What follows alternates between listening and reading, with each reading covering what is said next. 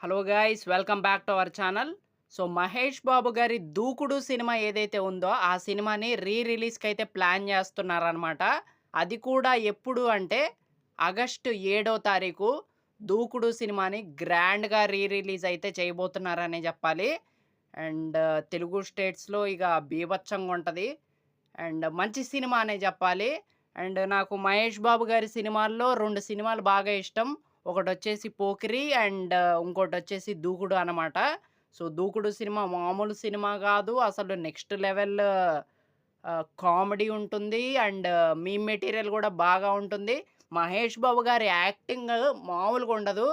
So చాలా చాలా మంచి మంచి పవర్‌ఫుల్ డైలాగ్స్ అయితే జెప్తారనే జెప్పాలి 'దూకుడు' సినిమాలో. ఆ లుక్ గాని అదంతా మామూలుగుండదు మహేష్ బాబు గారిది.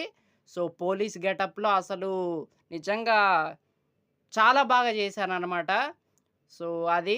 అండ్ ఇక సమంత గారి యాక్టింగ్ గూడా చాలా బాగా చేస్తారనే జెప్పాలి. 'దూకుడు' సినిమాలో చాలా బావుంటారు సమంత గారు. అండ్ మంచి మంచి సీన్‌లయితే తనకు గూడా ఉన్నాయనే జెప్పాలి. సో ఓవరాల్‌గా 'దూకుడు' సినిమా ఇక మామూలు సినిమా గాదు. అండ్ ముఖ్యంగా 'దూకుడు' సినిమాలో 'ప్రకాష్ రాజ్' గారి యాక్టింగ్ గూడా ఇక నెక్స్ట్ లెవెల్ మనందరికీ తెలిసిందే. 'ప్రకాష్ రాజ్' గారి యాక్టింగ్ ఎలా ఉంటదో సో అదంతా వేరే లెవెల్ అనే జెప్పాలి.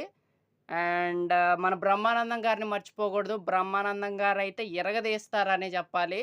యాక్టింగ్ పరంగా మాత్రం 'దూకుడు' సినిమాలో. సో మంచి సినిమా, సాంగ్స్ బావుంటాయి. మంచి ఎలివేషన్స్ పడతాయి. అండ్ మంచి బ్యాక్‌గ్రౌండ్ మ్యూజిక్ ఉంటుంది. మంచి మంచి పవర్‌ఫుల్ డైలాగ్స్ అయితే ఉంటాయన్నమాట. సో ఓవరాల్‌గా మంచి మాస్ సినిమా అనే జెప్పాలి. మహేష్ బాబు గారికి ఆ టైంలో పడ్డది. నిజంగా నేనైతే థియేటర్‌లో చూసా అప్పుడు. సో బట్ ఇప్పుడు అవకాశం ఉంటే చూస్తా. సో 'దూకుడు' సినిమా ఖచ్చితంగా థియేటర్‌లో చూడాల్సిన సినిమానే. అండ్ ముఖ్యంగా ఫ్యాన్స్ మధ్య చూస్తే ఆ ఎక్స్‌పీరియన్స్ వేరు. ఆ ఊపు వేరనమాట. సో చూద్దాం మరి. ఆగస్టు 7వ తారీఖైతే చాలా గ్రాండ్‌గా రిలీజ్ అయితే చేయబోతున్నారు.